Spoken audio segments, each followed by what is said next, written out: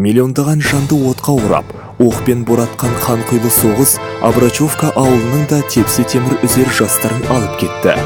Сол жас ердің бірі 18-ге толар-толмас Ералиев Орынбай Бектөреұлы еді. Говорит Москва. Передаем важное правительственное сообщение. Граждане и гражданки Советского Союза, сегодня в 4 часа утра, без всякого объявления войны, германские вооруженные силы атаковали границы Советского Союза. Началась Великая Отечественная война советского народа против немецко-фашистских захватчиков. Ол Чапаевский қаласында 4 ай болып, шаңғы тебуді үйренді. Соғысқа дайындық жүргізілді. Содан 2 айдан кейін соғысқа аттандырылды. Алғаш ұрысқа 1943 жылы Харьковқа кіреді. Украина станциясында Сарны деген жерінде 1944 жылы 4 сәуір күні оң қолынан жараланып, содан 4 ай госпитальде жатады. Соғыс басталды деген суық хабарды естігенде қандай күйде болдыңыз? Ол уақытта қиын болыпты ғой, соғыс басталса. Мынау халыққа да қиыншылық болатын болыпты ғой деп қиналып, сөйтіп еске алдық қой. Соғыс басталады дегеннен кейін басталды деп. Қару-жарағымызды қарап, бәрін байқадық. Гранат, ләпескелеріміз бәрі бар екен. Соғысқа барғаннан кейін әкеп қазатын ләпескеміз кішкентай. Соны бәрін тағып алғанбыз үстімізге. Сөйтіп, Харьковқа 25 километр жетпейтін жерде оборонда болдық қой. Оборонда болдық. Сөйтіп неместер кеп қап, бізді қуып шығарған. Біз қайтып, екінші күні қайтып қуып қой оларды. Харьковтан неге дейін, Харьковтан дейін, атын ұмытып қалды ма қаланы? Хабаровскіден жаяу бардық қой неге дейін, соғысқа дейін. 3 күн ба, 4 күн ба жүрдік, күн түнді. Соны түнделетіп жүреміз, күнді жүреміз, түнде ұйықтап қаламыз жүріп баратып. Сұпытаға ұрынып, орнымыздан тұрасап, қайтадан жүреміз. Сөйтіп, лезіміз бар, сөйретіп алған. Өзімізі бой бір бас бәрін санағып, лезіға сабағамыз. Соны сөйретіп жүрміз ғой, оқ дәрілер бар. Соны сөйтіп, немісті қудық қойды ары қарай. Соғысқа сіздер бірден кетіп қалдыңыз ба, жоқ сіздерді үйретті ме алдын ала? Үшеунейде болдық қой. Үшеунейде үйреттік қой, біз бәрін үйретті қой. Ол мынау олай, мынау батық демей, оқ дәрілерді яшігіме сөйретіп, құмсақ қойған оқ дәрі деп яшікке. Батықта сөйреттік қой, еңбектеп жатып. Еңбектеп сөйретіп, 500 метр, 600 метрге дейін сөйретіп қой. Еңбектеп. Жаңағы сынбайлап аламыз яшікке, сөйтіп тартамыз еңбектеп. Сөйтіп үйрендік қой. Оның бәрін үйрендік қой, сол үшеунейде. 3 ай ма, 2,5 ай ма болдық қой. Содан ары қарай гарнизонда Ярославқа барды, Ярославтан Реймскийге бардық. Реймскийден ары қарай жаяу кеттік қой. Туған ауылынан алыстаған Орынбай ата сағынышын хатпен жолдаған. Туысқанынан тек әкесі Бектөренің ағасы ғана еді. Әр күн туған ауылын көз алдына елестетіп, оралар сәтті асыға күтті. Отан үшін жан пида деген ұран, батқан күн қайта атар бұл сұрапыл соғыста бітер деген үміт жетегіне еріп, өзін жұбататын. Бұл сан мыңдаған солдаттардың ойы, үміті мен арманы еді. Өзіңізге жақын жолдастарыңыз ажал құшуы сіз үшін қаншалықты ауыр болды? Біз жаңа Еременко деген банданың бастығы бар соғын. Сол банданың бастығын күлді батальон бар, қырғамыз. Әрет-әретін шығарып, соның тәңкіге өгіз қосып алған. Олар тәңкі атады, бірақ жүрмейді. 4 өгіз қосып алған. Соны көрдік. Сөйтіп оны басып ақ қойдық қой, өгіздерді шығарып. Тәңкі қалды орнында сөйді. Сөйтіп.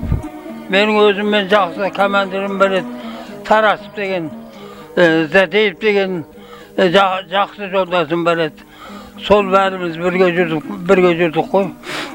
Соны бір жерде бір самға кіргенімізде, келесі барғанымызда бір үйге барып қалдық, тоғайдың ішінде қалың. Соның үйінде сарайдың ішінде бидай жинақ қойған, баулап дестелеп. Сол бидайды көреміз де біз Тарасып, барып жағаны бүйтіп түртіп көріп атқанда, анау шөптің астында жатып пистолетпен турамын елінен атып, өтірді де қойды. Тарасып деген сержант еді. Сержант қосып. Командиріміз ғой, соны өлтіріп қойды. Оны шығарып ап, анау үйдің шалы бар екен, ат арбасы бар. Сөйтіп соны арбасына сап, милицияға апарып тапсырдық қой. Станция Сарыны деген жерде. Соған апарып тапсырдық. Жалмауыз соғыс ешкімді де аямайтынын сан мәрте дәлелдеді. Жалындаған жан жолдастары жан тәсілім еткен сәттер көз алдымда таңба болып қала берді. Сол жігіттер отан үшін жан беріп жатып, көздерінен ерліктің, қайтпас қайсарлықтың ұшқынын көрсеткендей еді. Шыбын жандары қыл үстінде тұрған сәтте бір-біріне сен орыс, сен украин, сен өзбек демей, туған бауырындай көмегін аяған емес. Қаладан қалаға аттанып, әр сапар сайын ауылдан алыстап, сағыныш сарғайтуда. Көкейдегі үміт оты қанаттандырды. Бүгінгі күнде тарих бетінде алтын әріптермен таңбаланған соғыс жылдарының әрбір сәті солдаттар үшін тым басқа әсер бергені хақ. Соғыс кезінде ауыр күндеріңіздің бірін айтып берсеңізші. Біз ереуін күні бітетін шығардық қой. Содан қашып шыққан бандылар жүрді ғой. 2, 3, 6, 5 болып. Солардың бірі 5-6-ауына кездесіп қап. Артынан түсіп, бізде бір әділенеміз, сол әділені артынан түсіп, соны қуып, сонымен қашып жүргенде балотаға түсіп кетті олар. Балотаны кешіп, мына тізеден келеді балота. Біз де кешіп жүре бердік. Мен командир екеуміз алдында баратынбыз, жаңалардың ізіне түсіп. Артында командир әділене бар, 12 адам. Сонымен сол бір қайранға шықты да, қайранға шығып олар дереу атыса бастады бізбен. Мен де барып жақындап қалған екен. 6 метр жерде қамыстың арасында бір шіріп қалған томардың түбінде жаттым. Мен сөйтіп жатып, біреуін көріп, мен шөптің арасынан дәлдеп, снайпер еді менікі. Дәлдеп атқанымда, бір уақытта ода маған дәлдеп қойған екен. Ода атып жіберді. Міне бентнагіл деген болады, мылтықта. Сол бентнагілге мен қолымды сағып кетіп, соған тиіп, анау келіп, мына оң қолым, міне ана әрекаша болып келіп, тайып келіп, оң қолыма тиіп, қолымды раны қойды ғой, анау. Меніке тура міне еліне тиіп тұрым. Мен де атыппын, ол атыпты да. Сонымен гранат есімнен шығып кетті менің. Артында командирім бар соғын, командир әділен, ұзвод. Сол ғой, Ерали, гранатың бар ма деді, сонда есімі түсті. Сонан дереу мына жарым деді, сол қолыман алып гранат лақтырып жіберем. Анау жақында да, қағып алды, лақтырып 2 гранатты тастап, аскөл ішіне. 2-ін тастап, 6 екен, 6-ында қырдық қой. Соның, әне, сол қырып, содан кейін барып үстін басып өтті қой ары қарай. Барып. Міне тағы да Румынияда, Бельгияда, Сараковада болып оң тізесін жаралайды. Содан солдаттар кезекті отанды қорғау қызметі қаладан қалаға ауысуда. Ол Кавказға Гродский облысына жіберілді. Мұнда 2 ай аялдап, батыс Украинаға қайта келді. Соғыс кезінде ауылдың жағдайы қалай болды? Ауылдың жағдайы өте нашар болды. Адамның барлығын, жастардың бәрін соғысқа алып кетті. Қалған оқылғаны қарт ешнәрсеге әлі келмейтін шалдар қалды, қариялар қалды, жас әйелдер қалды. Соның барлығы мал бақты, күн түн демей жүн пұлан береді, сүт пұлан береді, тер пұлан береді. Соның барлығын 100% орындауға күндіз түні сол кісілер біз еңбек істедік. Соғыстың уақытында күнді күн демей, түнді түн демей, сондай біз еңбек істедік қой, шырағым. Күн жауып тұрма, қар жауып тұрма, аш жалаңаш тұрма, ешкім жағдайымызды сорап қараған емес. Noqol gene peynetpenen östük. 45. yıl soğuz toxtadı.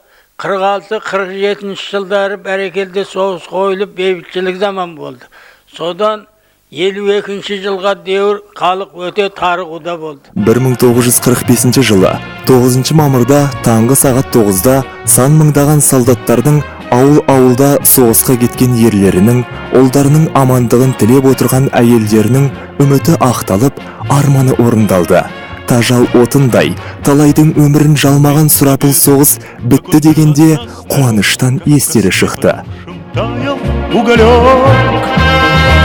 Были версты, обгорелые в пыли. Этот день мы приближали, как могли. Этот день победы порохом пропах. Это праздник сединою на висках. Это радость со слезами на глазах. День победы, день победы, день победы.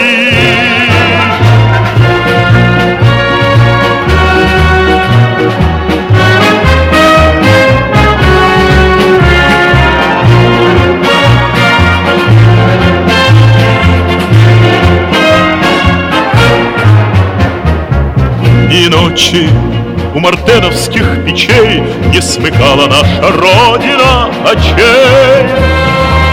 Ни ночи битву трудную вели, этот день мы приближали, как могли. Этот день победы порохом промах. Это праздник сединою на висках. Это радость со слезами на глазах. День победы, день победы, день победы.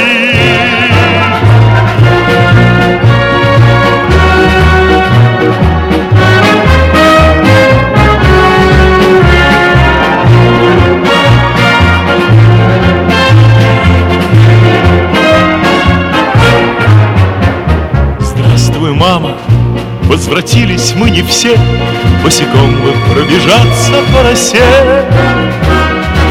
Пол Европы прошагали, пол земли, этот день мы приближали, как могли.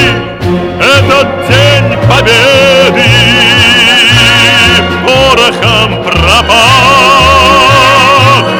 Это праздник сединою на висках. Это радость со слезами на глазах. Соғыс бітті дегенде қандай сезімде болдыңыз? Бітті деп хабарын естігеннен кейін өте қуандық қой. Біз банданы іздеп ракетный деген станцияға қарай жүріп баратсақ, қала зәу ағаштың ішінде, қалың орманның ішінде. Соның шетіне шыға бергенімізде жаңағы хабарды естіген қуанып сәлем бердік қой. Біз өзіміз 12 бала, 12 адамбыз. 12 адам 12 мылтықпен аттық қой аспанға. Қуанып. Сөйттік, содан қайттық оның кейін. 1942 жылы Қыркүйектің 4-іне Арыс қаласының военный частынан алынған 18 жасар Орынбай Ералиев туған ауылына 1949 жылдың мамыр айының 1 күні 25-ке толған еңселі азамат болып оралды. Тағдырдың Орынбай атаға берген сыйы өзгеге үлгі болар еңбекке толы ұзақ ғұмыры. Мария есімді арумен 1955 жылы отау құрып, 3 ұл, 5 қыз тәрбиелеп өсірді. Қазіргі таңда 36 немере мен 20 шөберенің қызығын көруде. Апаммен қалай қосылдыңыз, ата? Қосылғанда мен Арыста агрономның орнына агрономем осы Байырғымда. Арыста 2500 гектар арпа ектік. Сөрді агроном болып арпа екізіп атқанда, бұның хабарын естік, осындай жеңіз бар деп, о жеңіз болса барып көрейік деп, барып көрдік қой. Көріп, болады мақұл деп қайттық қой. Соны барып мақұл деп қайтып, келістім болды. Ауылға кеп айттым, болады соны аламын мен деп. Сонымен Керімбек, Көкөз Керімбек деген ағамызды естіп бар. Сол бәріміз бардықта құдасып, алдықта қайттық қой. Алып қайтып, сырға келдік. Сырға келіп, сырдан көпірден өттік. Көпір жоқ ол кезде. Көпір жоқ. Көпір жоқта су жаңадан бұзылып атқан. Мұз бұзылып атқан. Сонда қая екенін қайдам. Қайдам мұз бұзылып атқан. Соны иығыма сап, көтеріп алып өттім ғой. Апаңыз. Мен өзім мұзбен жүре бердім. Бұның аяғы су болмасын деп алып өттім ғой. Сырдың арғы бетінен, бергі бетіне ма? Бергі бетке, арғы беттен, бергі бетке алып өттім ғой. Арқалап өттіңіз ғой? Арқалап өттім ғой. Иығым аман кезі бар. Әне, сөйтіп қосылғанбыз ауылға алып келдік қой. Ел уақытты жылы әкелді. Олы жеңістің 65 жылдығы қарсаңында елбасы Нұрсұлтан Назарбаевтың шақыруымен елордамыз Астана қаласында болды. Елбасшымыздың сый-сияпатына ие болып марапатталды. Бүгінгі күнде Орынбай атамыздай сол сұрапыл соғыстың куәгерлері санаулы ғана.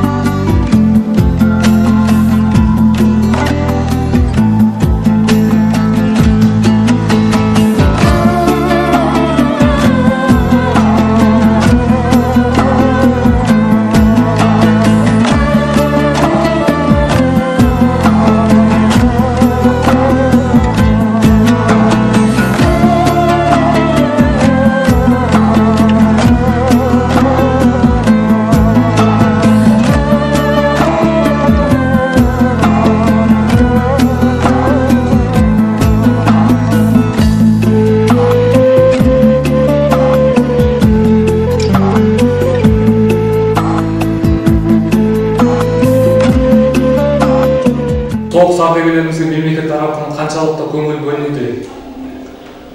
Ұлы жеңістің 65 жылдық мерекесіне орай атамыз Астана қаласында елбасы Нұрсұлтан Назарбаевтың тікелей қабылдауында болып қайтты. Атамыз жыл сайын ардагерлер үйінде дем алып келіп жатыр. Былтырғы жылы атамызға үлкен қаржылай көмек берілді.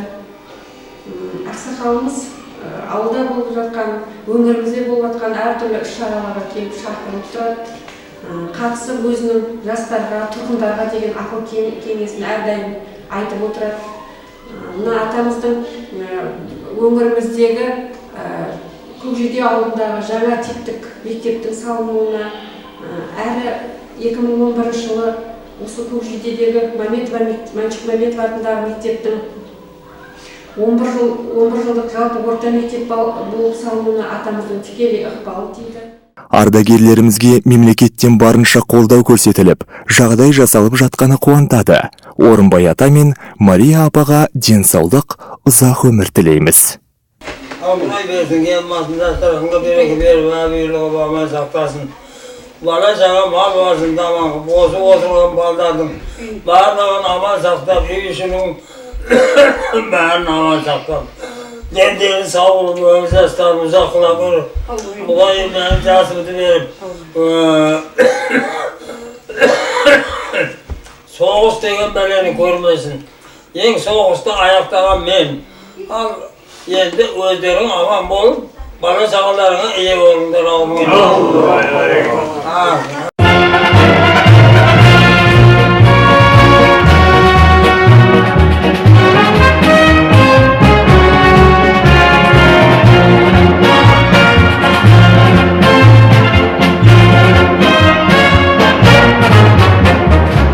День Победы, как он был от нас далек, как в костре потухшем таял уголек.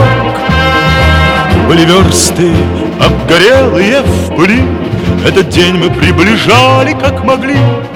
Этот день Победы